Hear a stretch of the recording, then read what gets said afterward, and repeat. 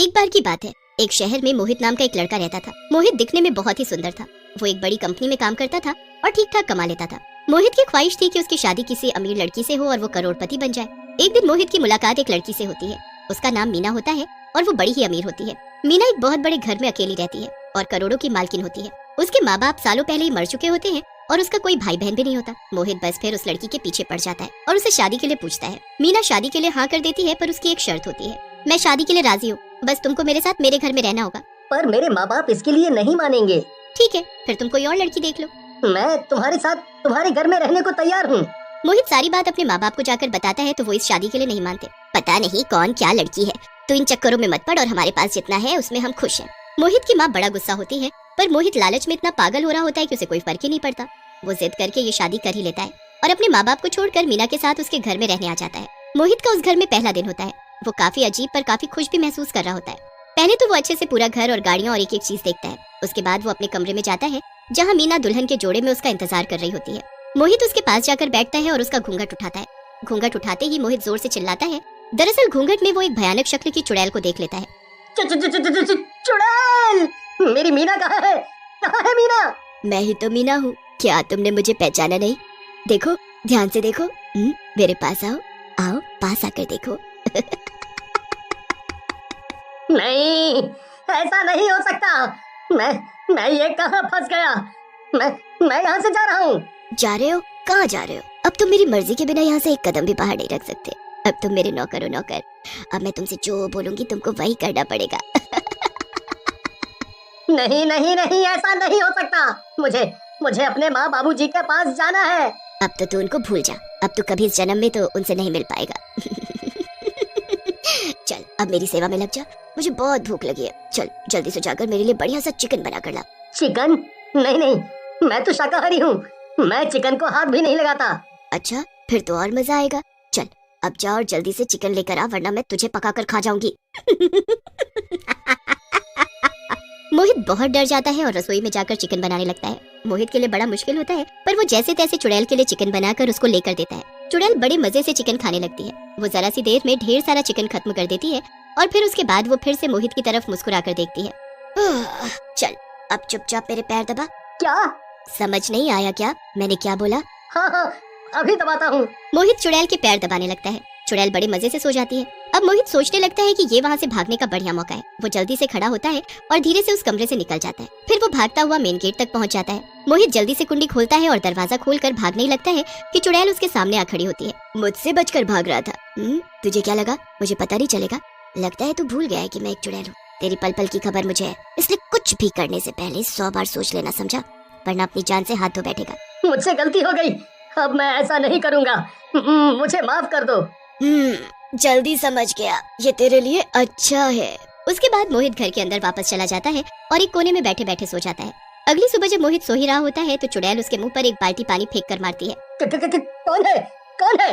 अभी तक सोया पड़ा है, जल्दी उठ और काम पर लग जा। पूरे घर की सफाई कर और सारे बगीचे को भी अच्छे से साफ कर दियो, पर उससे पहले मुझे बढ़िया सा नाश्ता चाहिए, समझा?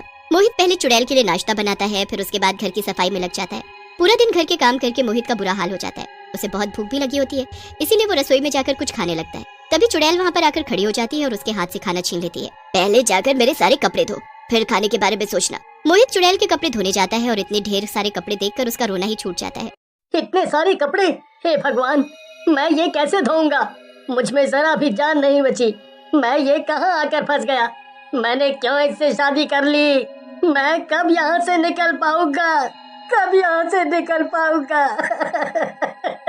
मोहित बहुत रोता है और रोते रोते कपड़े धोने लगता है। पूरे दिन काम करने के बाद मोहित को खाना नसीब होता है। मोहित अपनी पुरानी जिंदगी को याद करके बहुत दुखी होता है और उसको बस एक ही उम्मीद होती है कि जब उसके माँ बाप की नाराजगी खत्म हो जाएगी तो वो उससे मिलने जरूर आएंगे और उसको छुड़ा कर ले जाएंगे। मोहित ऐसे ही चुड़ैल के सारे काम करता रहता है। चुड़ैल उससे ज्यादा काम करवाती और जरा भी आराम नहीं करने देती थी। ऐसे ही काम करते करते बहुत दिन निकल जाते हैं। एक दिन मोहित के पिताजी मोहित को फोन करते हैं, पर मोहित का फोन चुड़ैल के पास होता है और वो मोहित की आवाज में बात करने लगती है। मोहित के माँ बाप को मोहित से मिले काफी दिन हो जाते हैं, तो वो एक दिन उससे उसके ससुराल पहुंच जाते हैं। वहाँ जाकर वो देखते हैं कि बाहर से ताला लगा हुआ है। मोहित उस वक्त चुड़ैल के कमरे में उसके साथ ही होता है। वो बहुत ही बेचैन होने लगता है कि उनको कैसे बताए कि वो यहीं अंदर कैद है। अजी, यहाँ तो ताला लगा है, आखिर ये मोहित है कहाँ? जरा उसे फोन तो लगाओ।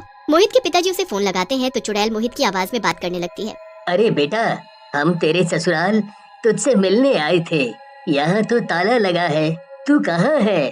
अरे हम सब कहीं बाहर घूमने आए हुए थे, हमें आने में कुछ दिन लग जाएंगे, आप वापस घर चले जाओ। मोहित ये सब देखकर बड़ा बेबस महसूस कर रहा था। उसे समझ नहीं आ रहा था कि कैसे अपने माँ बाप को बताए कि वो वही है। फिर उसे एक तरकीब सूझती है। वो सफाई करते करते एक पेन, डायरी और किताब नीचे बेड के पास गिरा देता है और पैर से उसे अंदर घुसा देता है। ये क्या कर रहे हो? ठीक से काम करो। मोहित बेड के नीचे घुस जाता है और फटाफट पेपर पर लिख देता है कि उसकी शादी मीना से नहीं बल्कि चुड़ैल से हुई है और उसने उसे घर में कैद किया हुआ है। कितनी देर हो गई? क्या अभी तक सामान नहीं निकला?